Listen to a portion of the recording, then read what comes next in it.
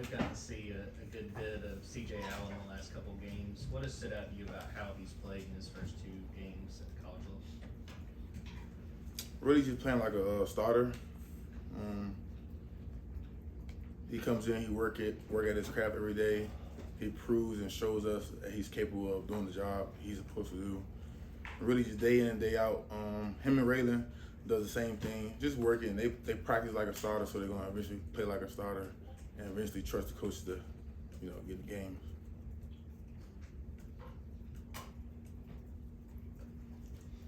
I guess what's the key to practicing like a starter?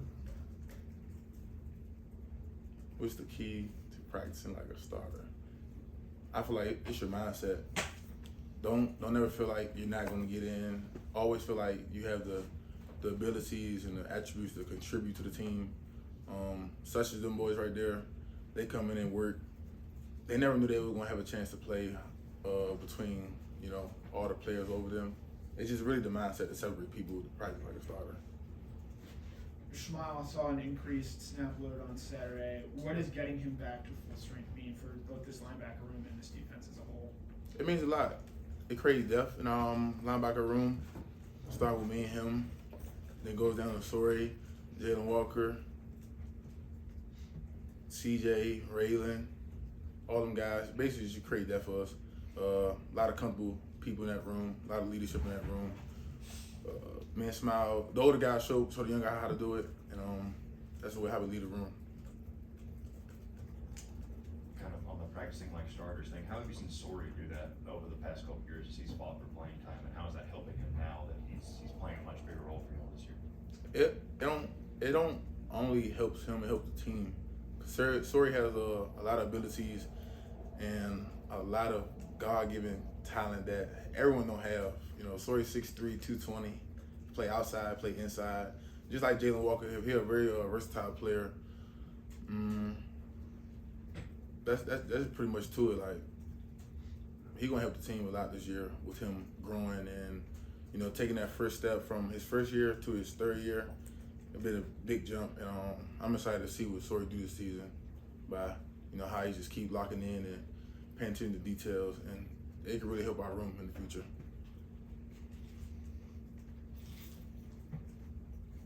You look at this defense through two games. What stands out to you, and what do you feel like you guys are really stressing going into SEC play this week? Well, Coach always says the biggest jump from the season is game 1 and game 2. And I feel like we did that pretty good last week.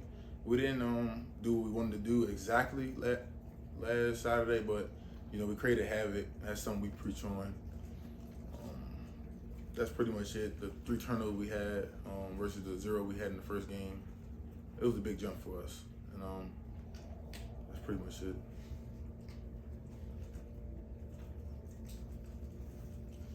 You got a bunch of not necessarily new bodies in front of you, but when we talk about all the losses that defensive line's seen, I guess what's the picture looking like from you from that defensive line through these first 2 games? Are they keeping you clean?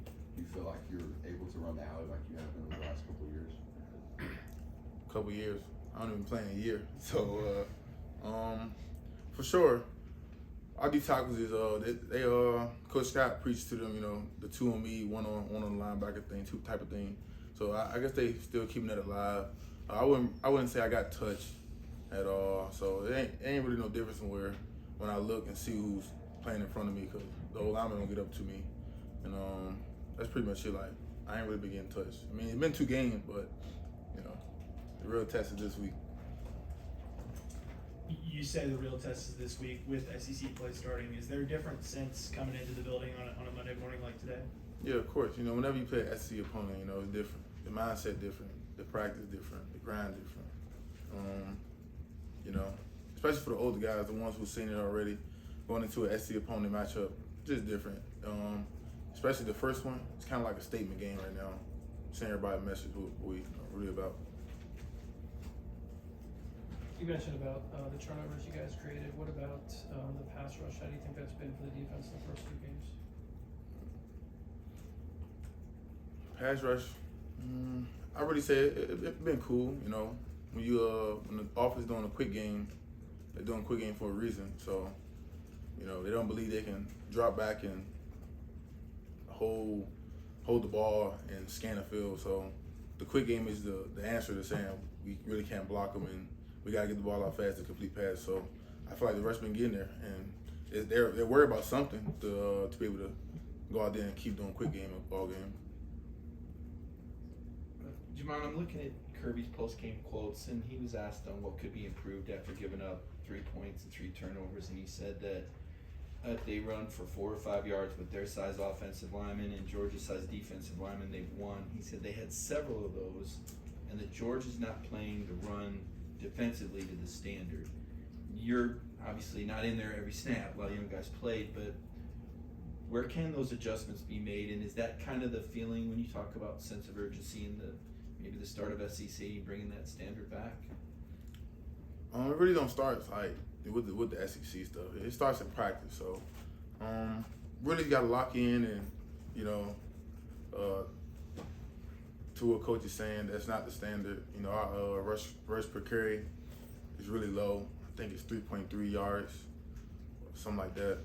No, it's 3.3. I guess they got over that. So really just locking in. We just got to defend it and bring the standard back to what it's been.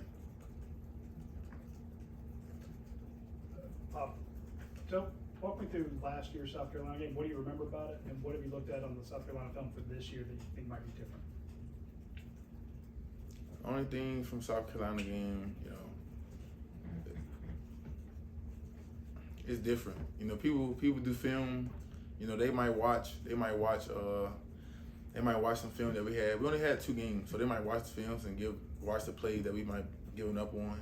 Some little explosive play. We didn't really give up that many explosives. So, they watch film, we watch film. So they're gonna piggyback on the little things that some teams got on us to piggyback on that. So not gonna be the same thing over and over. But I expect them to steal some plays and rerun their plays from last year on us. And what I remember about South Carolina, just really the sandstorm to everybody about first quarter, and then it was over at that.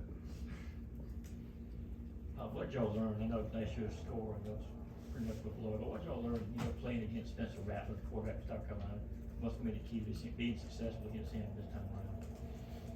Really, just make him uncomfortable in the pocket, getting him off his landmark. We know he's a little mobile quarterback at times, but he want to use his arm, and we just got to make him uncomfortable at the end of the day. He's a mobile quarterback. He is probably one of the most ready quarterback we played this year, so it's a little challenge for us. Yeah, Kirby talks about getting guys on the field who play winning football. At inside linebacker for you, what does winning football look like, and how do you and Smile try to teach that to guys like Sorey, Jalen Walker, CJ, all the younger guys behind you? Can you say it again? You said, what does winning football look like? What does winning football look like, and how do y'all try to teach it to the younger guys? Winning football, inside linebacker, for me, just say, just doing your assignment, being dependable, just doing the little things right, just being a leader on that field, being a mic inside linebacker, really controlling things, that's what you gotta do at inside linebacker. Just doing the right thing. That's winning football. You can't win, you doing the wrong thing, you busting. So just mentally locking in and just really controlling things. And how me and Smile been doing that, I feel like, me and Smile, we just compatible with each other. One can do one thing, one can do the other thing. But it's really just the leadership that goes on in our room day in and day out. Like, we always preach, we always talk about the older guys that left the legacy behind for us. We just try to model that, follow their paths. Got time for 2 more questions?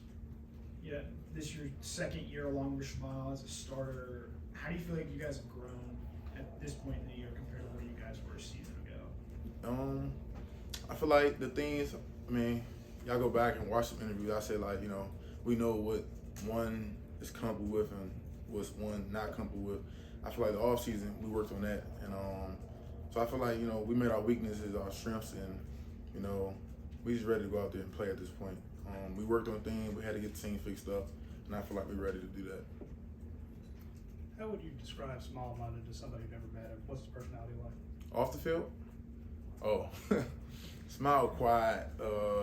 What if he, if y'all close, he's goofy at times, and probably the funniest person I ever met. I say it every day. Y'all might not see it, but I'ma see it.